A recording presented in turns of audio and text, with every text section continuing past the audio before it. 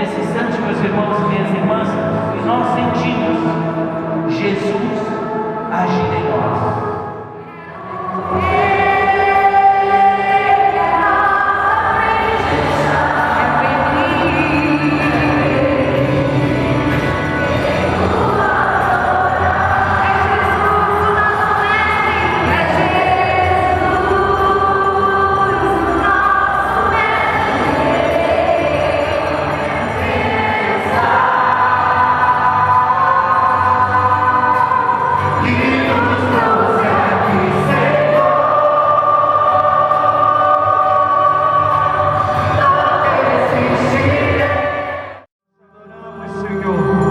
Nós te bendizemos porque Tu és a certeza única e incomparável das nossas vidas. Se aqui estamos, Senhor, é porque viemos ao Teu encontro, porque sabemos que Tu és o único que realiza milagres e prodígios neste lugar.